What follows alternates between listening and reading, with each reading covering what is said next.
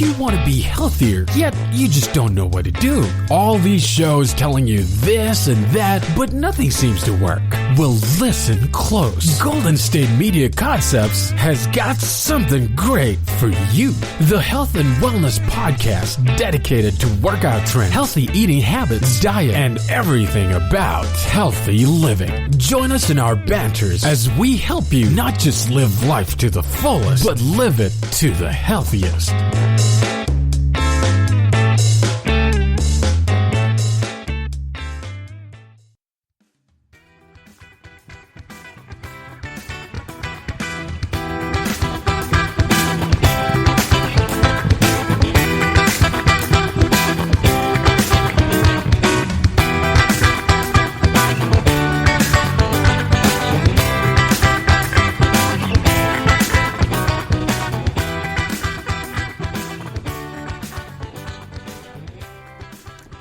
Hello and welcome to Gsmc Health and Wellness Podcast, brought to you by the Gsmc Podcast Network.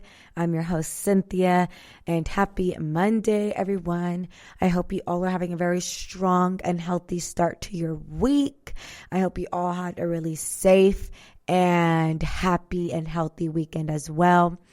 I had a really small get-together over the weekend, and when I mean small, I mean literally 5 people, including myself. And it was a Friendsgiving with my best friends, and we had like matching pajamas, and it was really cute. We hadn't done a Friendsgiving in a couple years because we all live at home. Oh my God, I don't know if it's a good thing or a bad thing, but yeah, we all live at home. And the last time we did the Friendsgiving, one of our friends had her own apartment, and she ended up moving back home to save money. So finally, one of us in the friend group got their own apartment again. So she hosted us, and it was really nice. We basically just listened to music, hung out, talked. It was a really chill Friendsgiving with really good food, of course. So that's what I did this weekend, and of course, work, train clients, coach classes, the usual. But now, I don't know if I'll be doing that any longer, since here in California, we are now back into the purple tier. So we're back in the most restrictive, I guess, like restrictive restrictions. Is that like too verbatim for me to say back to back? I don't know. But yeah, we're like the most restrictive layer, I guess we'll say. So gyms have to operate outdoors. And one of the gyms that I work at already has that in order. They built an outdoor turf area, so I'm not too worried with this gym. But the other gym that I work at particularly, it's in a different county, so they basically didn't plan ahead.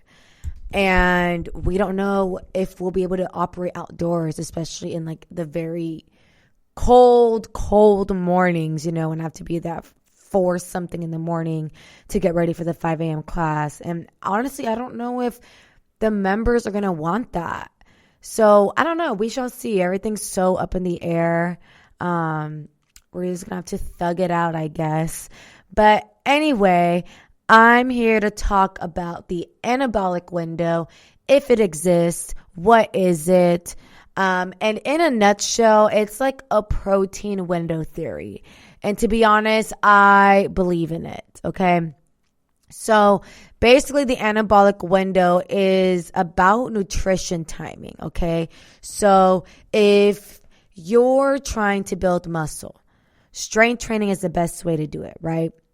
And not even just build muscle, also lose fat. Strength training damages the muscles, which causes them to repair and grow. And the result is bigger, stronger muscles. In the most simplistic terms, of course, there's a lot of other factors that contribute to the results, right? Such as sleep, water intake, nutrition, all of that. However, optimal muscle growth goes beyond your actual workout. It also relies on post-workout nutrition, which I have talked about in a previous episode. But more specifically, we're going to talk about the anabolic window, okay? Which has to do with post-workout nutrition. your muscles need enough protein and carbohydrates to effectively recover. Okay, so protein, they literally help repair and grow the muscle tissue that was damaged during the workout. And carbohydrates, they're your main source of fuel for your body. So they're equally as important. Many people claim you should eat a post-workout meal during the anabolic window. And this term refers to the short time after training when your muscles are repairing and recovering. It's also called, I've heard, the metabolic window or protein window. So I'm going to be using those three terms interchangeably throughout today's episode. So don't get confused if I switch up anabolic window for protein window or etc. Okay, I'm talking about the same thing.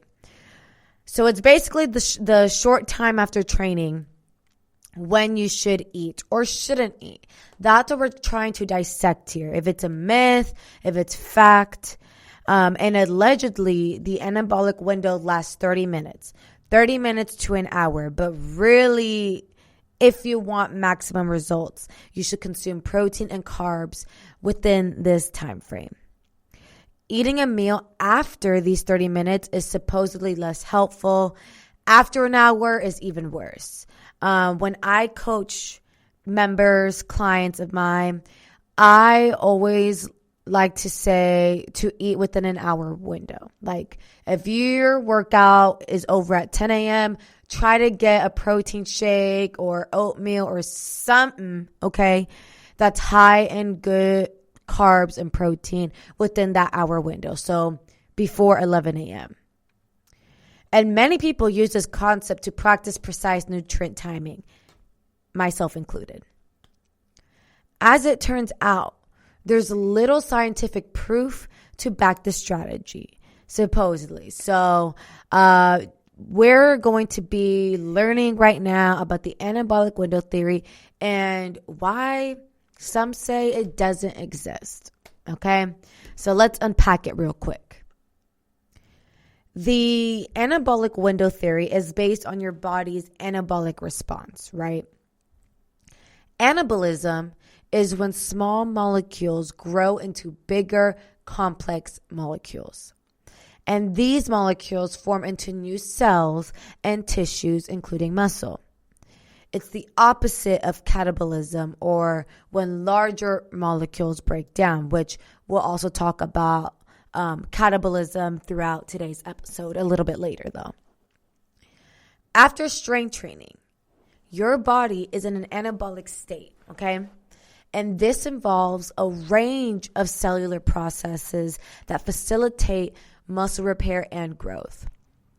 And these processes are fueled by protein and carbs. According to the anabolic state theory, this anabolic response is a limited time frame of only 30 minutes. It also claims that immediately eating protein and carbs is critical for increasing protein synthesis, reducing muscle protein breakdown, and replenishing muscle glycogen. So there's some merit to these claims, I will say. According to a 2018 study, muscle protein breakdown, MPP, increases in response to strength training. Muscle protein synthesis also increases, but to a greater extent. The balance between muscle protein breakdown and muscle protein synthesis determines muscle growth. And this balance is called net muscle protein balance. I hope y'all are still sticking with me. Okay, I'm going to get a little bit nerdy here, so just don't tune out, all right? Post-workout nutrition can affect these processes. Protein intake limits muscle protein breakdown and supports muscle protein synthesis. Carb intake also inhibits muscle protein breakdown and aids glycogen resynthesis. And for those of you who are not aware, don't know what glycogen is, glycogen provides energy for your muscles. And after exercising, it might seem logical to immediately eat protein and carbs to suppress muscle protein breakdown. It's also assumed that this will increase muscle mass by increasing the net muscle protein balance, also known as the NBAL. And that's where the theory oversimplifies the science, okay? So we're going to talk more about this oversimplification right after this commercial break.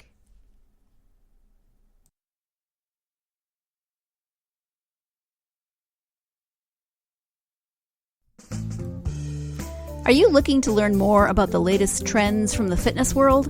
Are you confused by all of the different trends that are out there? The Gsmc Fitness Podcast is the place for you. The Gsmc Fitness Podcast is the place to come for people of all skill and interest levels. Join us as we explore the latest trends in the fitness world. Does that new exercise really work? Should I try yoga? Whatever your question, chances are good you'll find an answer on the Gsmc Fitness Podcast.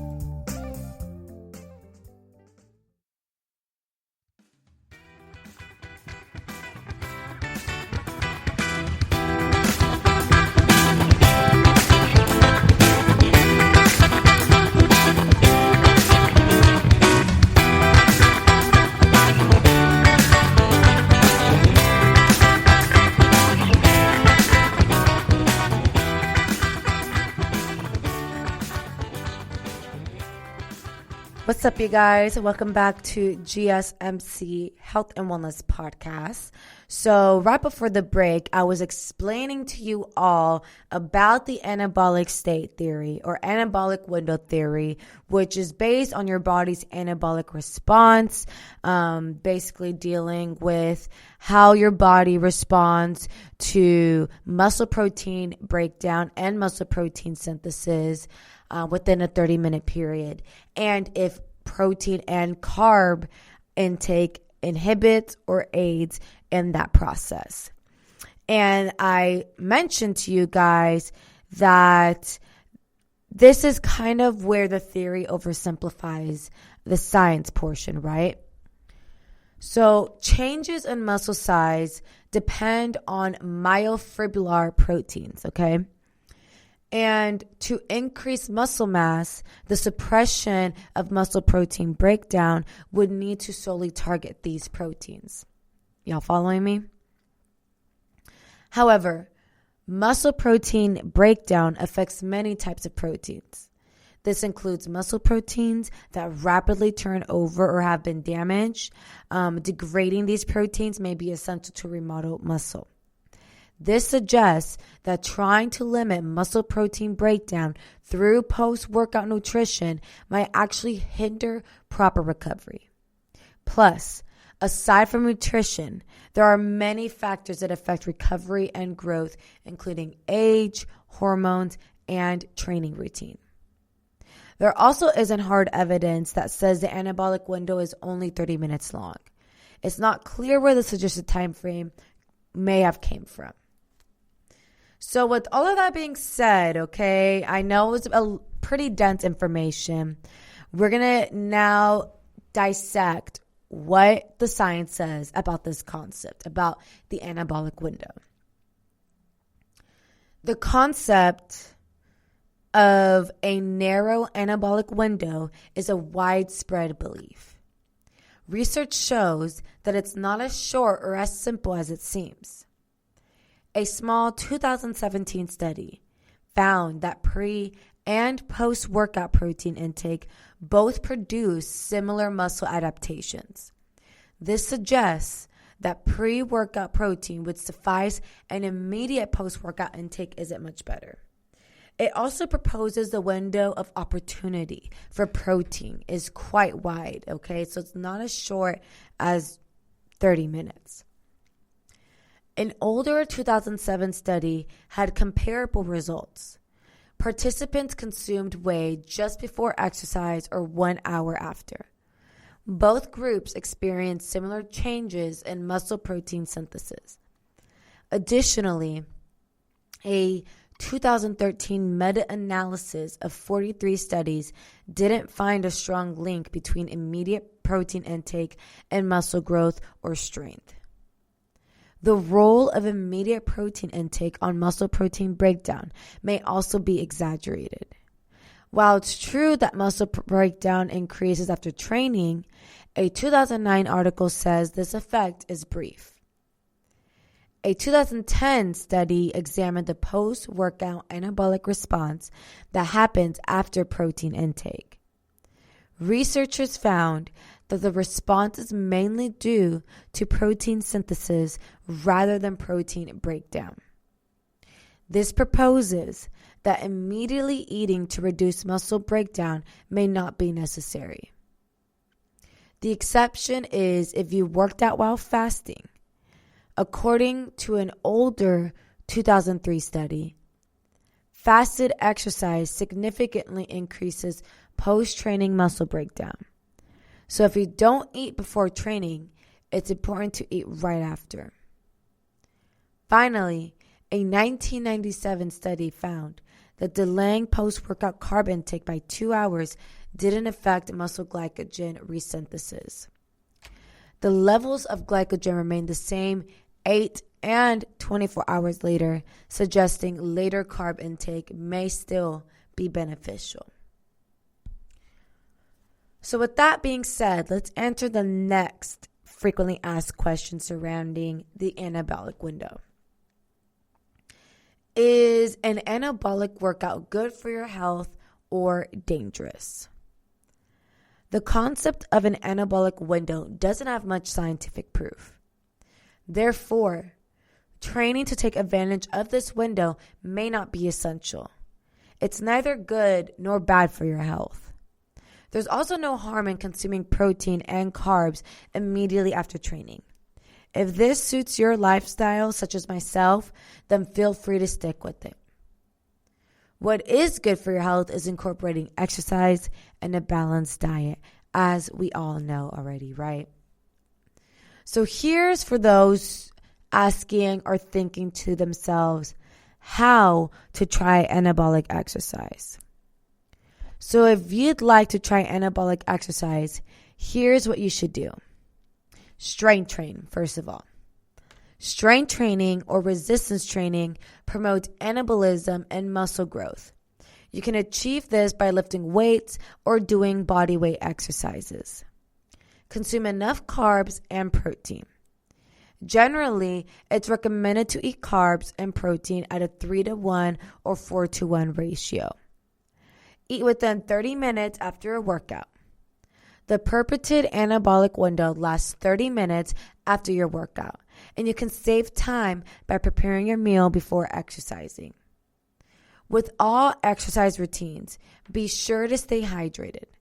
Drinking water before, during, and after exercise is important whether you're trying anabolic exercise or not.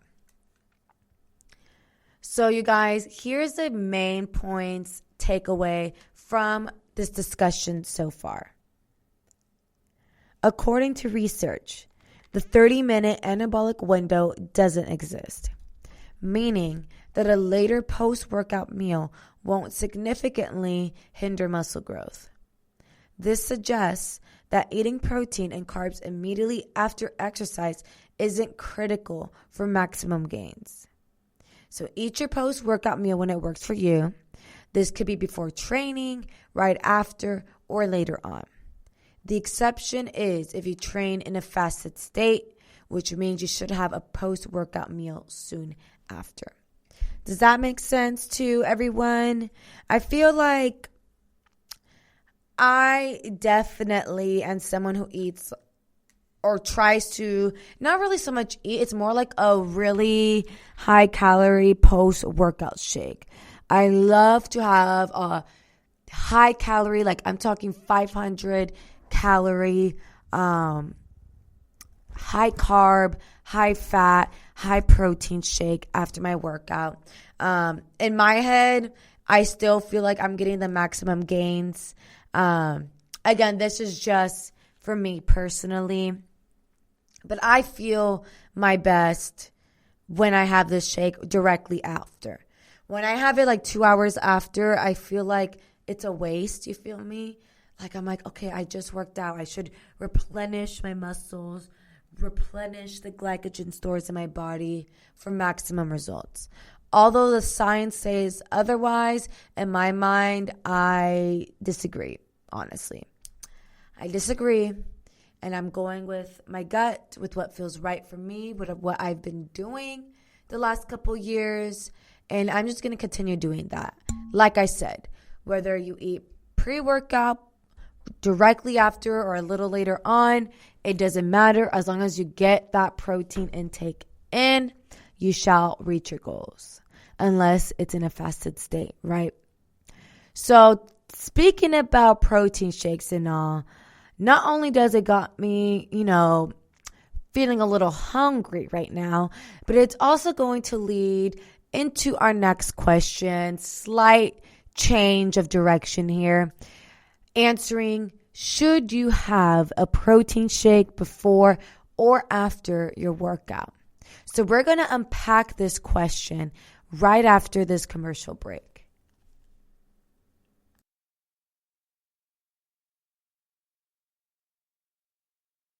Tired of searching the vast jungle of podcasts? Now listen close and hear this out. There's a podcast network that covers just about everything that you've been searching. Hey! The Golden State Media Concepts Podcast Network is here. Nothing less than a podcast bliss with endless hours of podcast coverage. From news, sports, music, fashion, cooking, entertainment, fantasy, football, and so much more. So stop lurking around and go straight out to the Golden State Media Concepts Podcast Network. Guaranteed to fill that podcast itch. Whatever it may be. Visit us at www.gsmcpodcast.com. Follow us on Facebook and Twitter, and download us on iTunes, SoundCloud, and Google Play.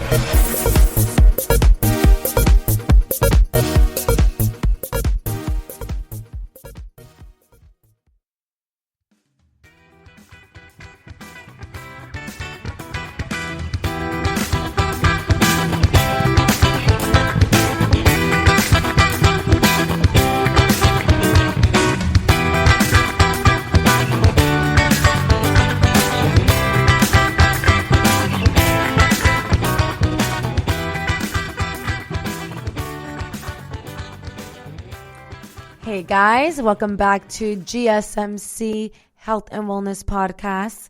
So like I mentioned right before we went on break, actually, we're going to unpack the question, the hotly debated question of if you should have a protein shake before you work out or after you work out. So as you guys have been able to tell throughout this entire episode, protein is necessary for muscle repair and growth. For this reason, many people consume protein supplements in the form of shakes along with their workouts, myself included. I love Blessed Protein. It's vegan, non-toxic, dairy-free, nut-free, gluten-free, soy-free, sugar-free. I know it may sound disgusting as I'm saying all of this, but trust me, it is so bomb. One of the best proteins. No, not one. It is the best protein out in the market right now. And for this reason, many people consume protein supplements in the form of shakes along with the workouts. However, the optimal time to have a protein shake is a hotly debated topic. Some believe it's best to drink a protein shake before a workout, whereas others argue that after a workout is ideal. So right now, we're going to explain whether it's best to have a protein shake pre or post workout. So let me just start off by saying that people who exercise often need more protein. The recommended daily allowance, RDA, for protein is 0.36 grams per pound of body weight. So the recommended daily allowance is the estimated amount of a nutrient a person needs to avoid a deficiency. It doesn't specify the amount needed to optimize body composition or health. Okay? For protein, it's clear that the RDA is much too low to support muscle recovery and growth, right? 0.36, that's nothing, okay? In fact, research suggests that people who routinely strength train may need double the recommended daily allowance, or around 0.72 grams per pound, to support muscle recovery and growth. For a person, so just to give you guys an example. For a person weighing 150 pounds, this equals to around 109 grams of protein per day. Now, this is more if you are just trying to maintain that 0.72 grams is going to be, what to do just to maintain if you strength train. If you are someone like me who is actively pursuing the gains, trying to grow a certain specific body part, then that 0.72 grams per pound is actually going to be higher. It's going to jump to about a gram per pound. So let's use that same example of 150 pounds. If a person weighs 150 pounds and their goal is the gains, right? Muscle hypertrophy, muscle growth. They're actively trying to grow their muscles, specific, in a specific body part. Their protein for the day is going to be around 150 grams. So again, it's a gram per pound as opposed to 0.72 grams per pound.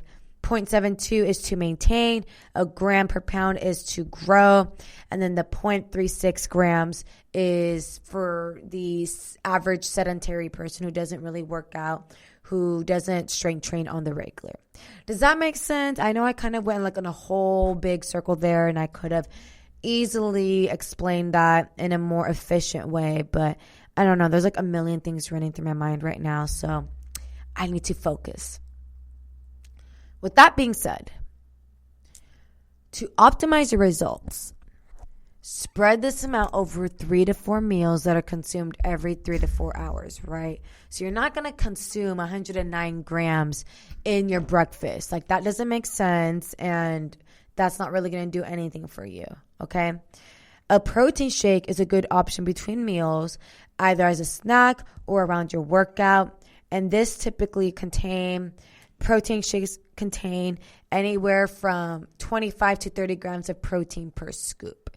Now, why is it important, or why am I emphasizing that you should spread your protein intake throughout 3 to 4 meals throughout the day and not just in one meal, right?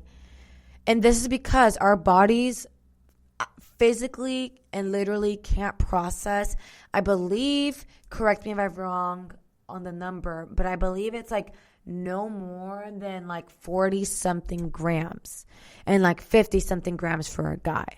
So if you are consuming 60 grams in your meal, really about 20 to 10 of those aren't really doing anything for you.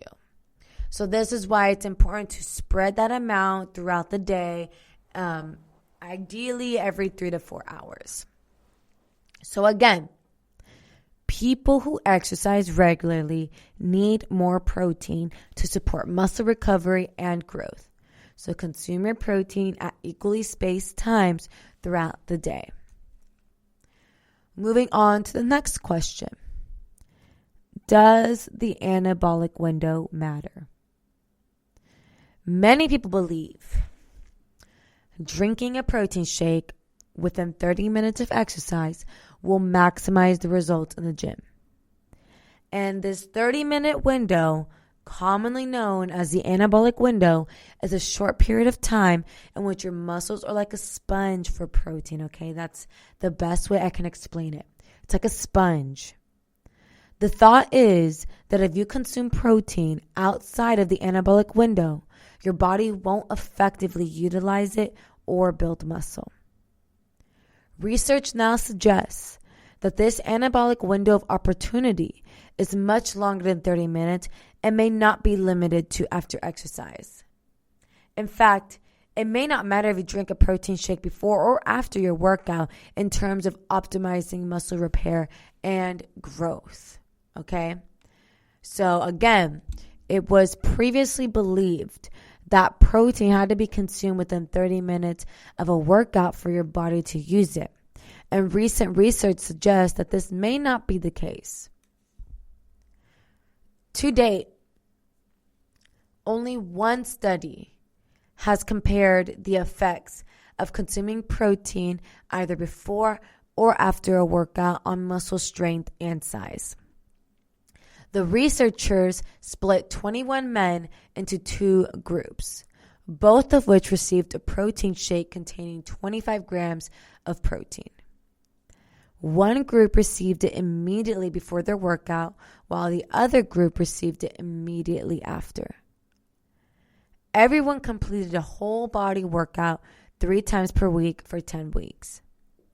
Interestingly, the study found no significant differences in muscle strength or size between the groups. And these results suggest that as long as you consume protein around your workout, it doesn't matter if it's before or after training. Therefore, you can choose which time you prefer or is most convenient for you. So again, whether you drink a protein shake before or after your workout may not have an effect on muscle strength or size. But what is important is your daily protein intake. That's the most important part. Not when you take it, but how much. The research on whether protein intake around your workouts is important for maximizing gains is mixed. Some research has questioned whether consuming protein around your workout is even necessary. A few studies suggest it's beneficial, while others' research shows no effect. The opposing results led researchers to analyze the findings of 23 studies on the effects of consuming protein around exercise. They found that total protein intake was the strongest predictor of muscle strength and size, regardless of whether people consumed it close to their exercise or not. Therefore, how much protein you consume per day is likely more important than when you consume it for gaining muscle size and strength. So again, the total amount of protein you consume each day is more important for muscle growth and strength than the timing of when you eat it. All right? So we're going to cut into a very brief break right now. When we come back, I'm going to share with you guys how to meet your protein target.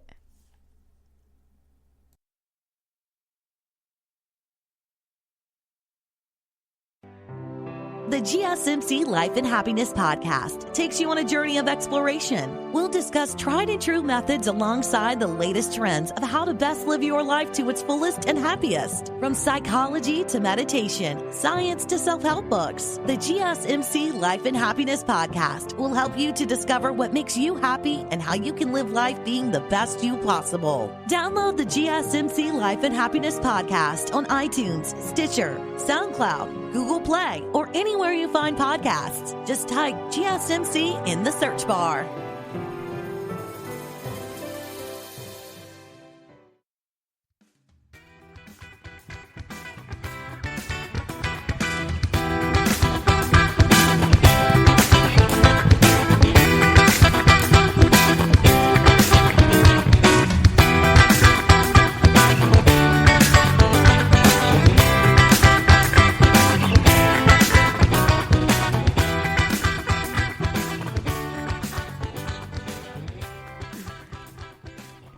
Hey guys, welcome back to GSMC Health and Wellness Podcast.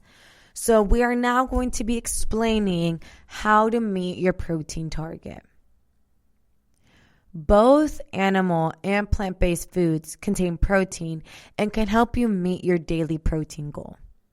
Meat, poultry, dairy, and fish are high-quality animal sources of protein.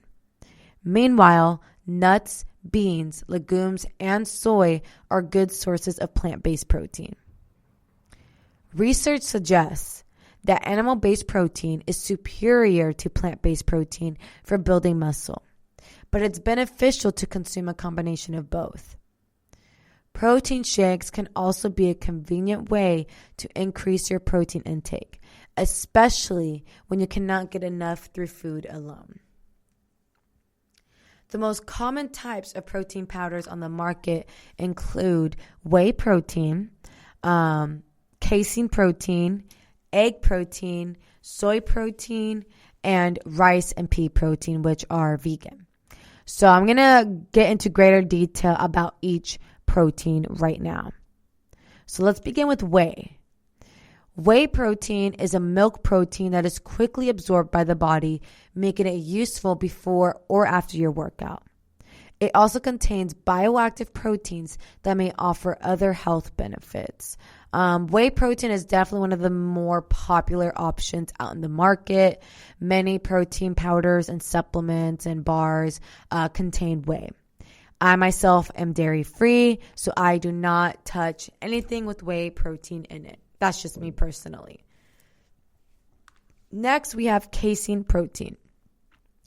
Casein is the other milk protein that digests much slower than whey, making it ideal during periods of fasting like sleep. What's more, some brands of casein protein offer up to 60% of your recommended daily allowance for calcium per scoop. Then we have egg protein, okay? So egg protein powders are made with pure egg white protein. They digest at a medium rate and are one of the most expensive protein supplements on the market. Then we got soy protein. Honestly, I'm just going to be upfront about soy. Not my favorite. I'm not a fan of any type of soy products. It makes me break out like really, really bad, like cystic acne type bad. I was on like a 2-week rule of eating tofu. This is like when I was trying to be 100% plant-based. And in this 2 weeks, I had like the worst breakout of my life. And that was because I was eating so much tofu and like so much soy product and protein. So I was like, no, this is like not for me. Doesn't work out for my body.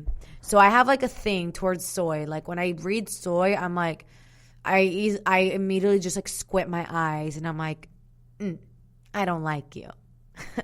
But anyway, soy protein, another type of popular protein powder, is one of the few plant proteins that contains all of the essential amino acids, making it a complete protein source for vegetarians or vegans. And lastly, rice and pea protein. Rice and pea proteins do not contain all of the essential amino acids, but combining them makes them a complete protein. They are low allergenic, making them appealing to those with egg, dairy, or soy allergies. So again, both animal and plant products are good sources of dietary protein. Protein shakes can also help you reach your daily protein target. So let's now get into begging the question of high protein diets, are they safe for most people? Healthy people can safely drink protein shakes. That said, shakes are not designed to replace meals, okay? It's best to use them between meals and if you prefer around your workouts. Many people fear that taking protein supplements in combination with the high protein diet can harm their health. You know, that it's like too much protein. And that's because high protein diets have been erroneously associated with kidney disease and osteoporosis, a disease characterized by weak and brittle bones. However, there is no evidence to suggest that a high protein diet causes harm in people with healthy kidneys. Even those who consistently consume high protein diets, such as weightlifters, have heavy kidneys. On the contrary, a high protein diet is associated with improved bone health, and this may be because protein increases bone mineral density and reduces the risk of bone fractures, especially when combined with strength training. Therefore, unless your doctor or registered dietitian instructs you to limit your protein intake due to a medical condition, there is no need to fear a high protein diet, okay? So again, you can use protein shakes in between meals to boost your protein intake. The majority of healthy people can safely follow a high protein diet, okay? Unless you already have some type of kidney malfunction, anything like that, then again, just double check with your doctor. So here's the bottom line, you guys. Protein plays an important role in repairing and rebuilding your muscles after exercise. And many people use protein shakes after their workouts to aid this process. However, research suggests it doesn't matter whether you drink a protein shake before or after your workout. Interestingly, your total daily protein intake is what matters most. While protein shakes around workouts and between meals are helpful, make sure you're getting enough throughout the day. Both foods and supplements can help you meet your goals. For healthy people, there are little or no health risks associated with using protein shakes while following a high protein diet. In fact, consuming more protein than the current recommended daily allowance has many health benefits. So, that's gonna kinda, oh my God, I cannot talk. I was trying to say kinda gonna. So, the talk of the timing of protein intake is going to lead into our next subject of, does nutrient timing matter? Nutrient timing involves eating foods at strategic times in order to achieve certain outcomes. It's supposedly very important for muscle growth, sport performance, and fat loss. If you've ever rushed for a meal or protein shake after a workout, this is nutrient timing. However, despite its popularity, the research on nutrient timing is far from convincing. Here is everything you need to know about nutrient timing. So here's a brief story, y'all. Or brief history, not brief story. Nutrient timing has been used by professional bodybuilders and athletes for over 50 years, and many aspects of it have been studied. One of the world's leading researchers in carbohydrate timing, Dr. John Ivey, has published many studies showing its potential benefits. In 2004, he published a book called Nutrient Timing: The Future of Sports Nutrition. Since then, many nutritional programs and books have promoted nutrient timing as the key method for losing fat, gaining muscle, and improving performance. However, a closer look at the research shows that these findings are far from conclusive and have two significant limitations. So here are the short-term blood markers. Many of the studies only measure short-term blood markers, which often fail to correlate with long-term benefits. Then there's the ultra-endurance athletes. Many of the studies follow extreme endurance athletes, which do not necessarily represent the average person, right? So for these reasons, the findings in much of the research that supports nutrient timing may not apply to everyone. So here's the bottom line on what I just shared with you all. Nutrient timing has been around for several decades, and many people believe it's vitally important, but the research has limitations. So you guys, we're going to cut into a very brief break right now, and when we come back, more here at the Gsmc Health and Wellness Podcast.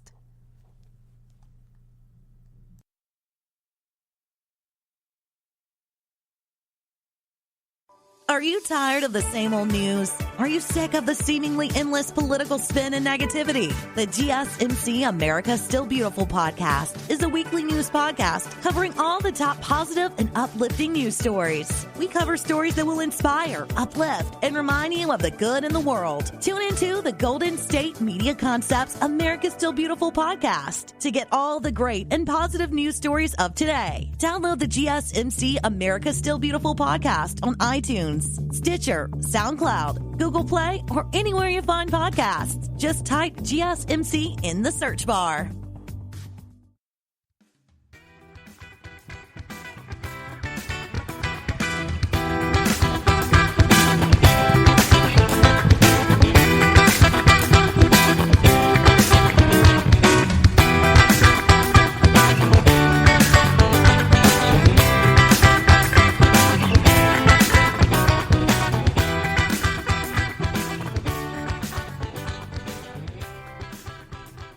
What's up, you guys? Whoa, what happened to me?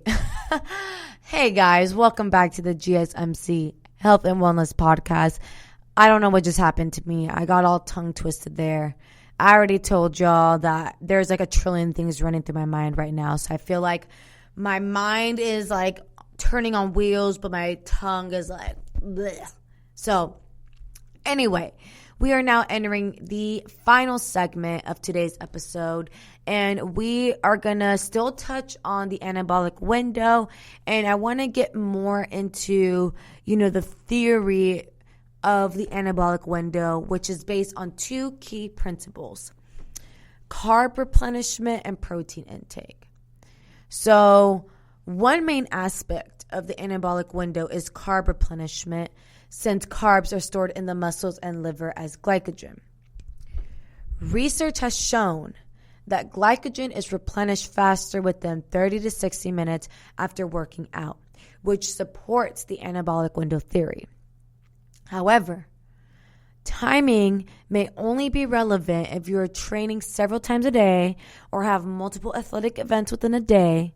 So for the average person who works out once a day, there is plenty of time to replenish glycogen at each meal. Additionally, some research actually shows training with lower muscle glycogen to be beneficial, especially if your goal is fitness and fat loss.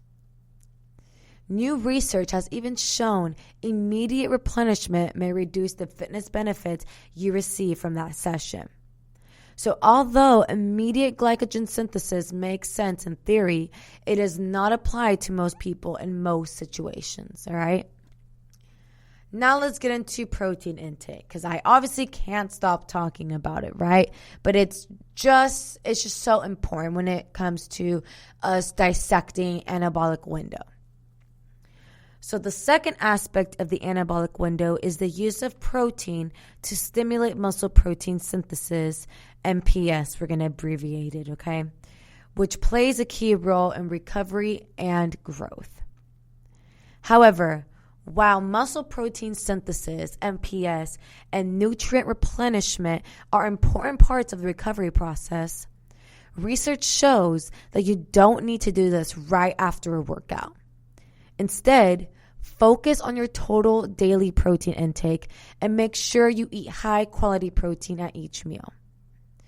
A recent meta-analysis by leading researcher Dr. Brad Schoenfeld also arrived at this conclusion, summarizing that daily protein and nutrient intake is the priority. In short, if you meet your total daily needs for protein, calories, and other nutrients, the anabolic window is less important than most people believe. Two exceptions are elite athletes or people who train several times per day, who may need to maximize fuel replenishment between sessions. So the bottom line, the anabolic window is a period of time after workouts that is said to be crucial for nutrient intake. However, studies show that most people don't need to replenish carb or protein stores right away. So let's talk about nutrient timing before you train. The pre-workout window may actually be more important than the anabolic window. Depending on your goals, The correct timing for taking certain supplements may actually aid performance. For example, performance-enhancing supplements like caffeine must be taken at the right time in order to have the proper effect. This also applies to food. A well-balanced, easily digestible meal in 60 to 150 minutes before a workout may improve performance, especially if you have not eaten for several hours. In contrast, if your goal is fat loss, training with less food may help you burn fat, improve insulin sensitivity, and provide other important long-term benefits. Hydration is also closely linked to health and performance. Many people tend to be dehydrated before working out, so it may be important to drink around 12 to 16 ounces of water and electrolytes before the workout. Additionally, vitamins may affect workout performance and may even reduce training benefits. So although vitamins are important nutrients, it may be best not to take them close to your workout. Now let's discuss nutrient chiming at breakfast. Recent research has shown that it doesn't really matter if you eat breakfast or not. Instead, what you eat for breakfast has become the hot topic. Many professionals now recommend a low-carb, high-fat breakfast, which is claimed to improve energy levels, mental function, fat burning, and keep you full. However, while this sounds great in theory, most of these observations are anecdotal and unsupported by research. And while some studies do show greater fat burning, this is caused by the increased dietary fat intake from the meal, not because you're burning more body fat. Additionally, some studies show that protein-based breakfasts have health benefits. However, this is likely due to the many benefits of protein, and timing probably does not play a role. As with the anabolic window, the breakfast myth is not supported by research. Nevertheless, if you do prefer a low-carb, high-fat breakfast, there's no harm in that. Your breakfast choice should simply reflect your daily dietary preferences and goals. Let's now discuss nutrient timing at night. So this is a really common diet myth I hear. Cut carbs at night to lose weight. This is a statement that's promoted by celebrities and magazines and all these companies around the world. And this is a lie, people. Do not fall for it. This reduction of carbs simply helps you reduce the total daily calorie intake, creating a calorie deficit, which is the key factor in weight loss. The timing is not important. So you are able to eat carbs before bed or like during your nighttime routine, and you can still lose weight. In contrast to eliminating carbs at night, some research actually shows carbs can help with sleep and relaxation, although more research is needed on this. This may hold some truth, as carbs release the neurotransmitter serotonin, which helps regulate your sleep cycle. So you know how we often hear the term like comfort food? So hello, gobble gobble, Thanksgiving is coming up. Yes. Carbs during Thanksgiving, there's a reason why after eating and indulging in all of that deliciousness in your Thanksgiving meal, you feel sleepy and tired. It's because carbs literally release serotonin, which helps you relax and promotes relaxation. So based on the health benefits of a good night's sleep, evening carb intake may actually be beneficial, especially if you have problems sleeping. So let's finally ask the question or answer the question, right? Does nutrient timing matter? All in all, for elite athletes, nutrient timing may provide an important competitive advantage. However, the current research doesn't support the importance of nutrient timing for most people who are simply trying to lose weight, gain muscle, or improve health. Instead, focus your efforts on consistency, daily calorie intake, food quality, and sustainability. When you've got all the basics down, then you may wish to move your attention to more advanced methods like nutrient timing. So you guys, that's basically it for today's episode. I hope you guys really enjoyed today's podcast, enjoyed today's topic. If you did, please don't forget to like, share, subscribe, comment, all of that stuff, because that tremendously helps the show. And I'll catch you guys here for the next one. You've been listening to the Golden State Media Concepts Health and Wellness Podcast, part of the Golden State Media Concepts Podcast Network. You can find this show and others like it at www.gsmcpodcast.com. Download our podcast on iTunes, Stitcher, SoundCloud, and Google Play. Just type in GSMC to find all the shows from the Golden State Media Concepts Podcast Network, from movies to music, from sports to entertainment, and even weird news. You can also follow us on Twitter and on Facebook. Thank you, and we hope you have enjoyed today's program.